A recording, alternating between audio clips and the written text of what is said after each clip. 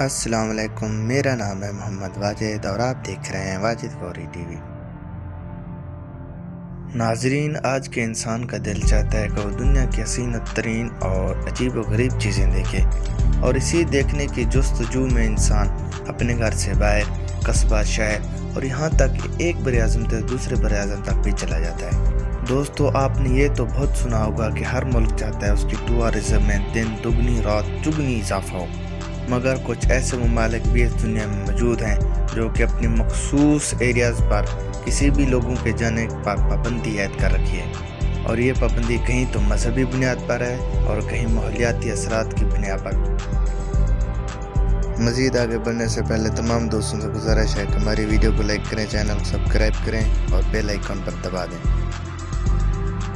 اگر ہم ان پہاڑوں کے بارے میں بات کریں تو سب سے پہلے نمبر پر آتی ہے آسٹریلیا میں موجود اولورو چٹان۔ یہاں کے مقامی باشندے اس چٹان کو مقدس سمجھتے ہیں، جس کی وجہ سے آسٹریلوی حکومت نے وہاں پر وزٹ کرنے پر پابندی لگا رکھی ہے۔ دوسرے نمبر پر آتا ہے بھوٹان کا گنگخار پیونسم پہاڑ۔ گنگخار پیونسم پہاڑ سے مراد 3 روحانی بھائیوں کی سفید چوٹی ہے۔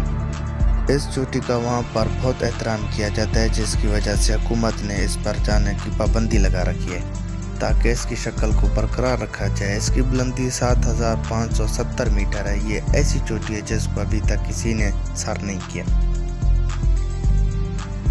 تیسرے نمبر پر آتا ہے امریکہ کا شپراک پہاڑ۔ یہ چوٹی نیو میکسیکو میں واقع ہے۔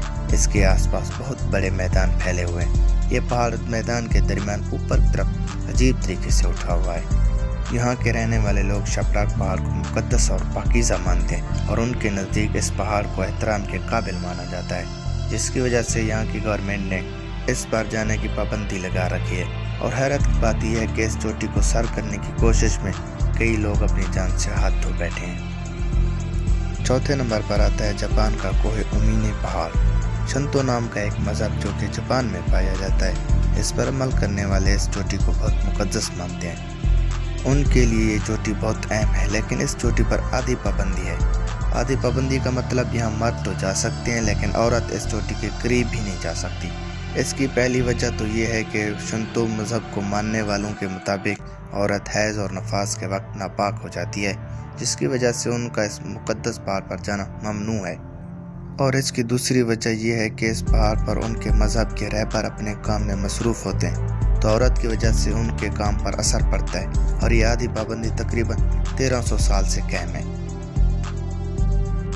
5ویں نمبر پر آتا ہے آسٹریلیا کا والکارم پہاڑ۔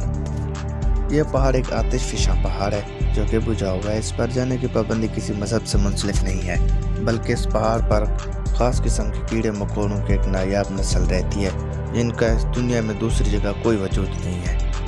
تو ان کی حفاظت کے لیے آسٹریلیا حکومت نے یہاں پر جانے پر بھی پابندی عائد کر رکھی ہے۔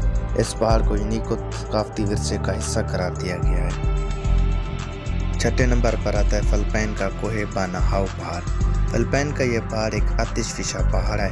کوہ باناہاؤ کی بلندی تقریباً 2150 میٹر ہے، اور اس پہاڑ پر پابندی 1994 میں لگائی گئی۔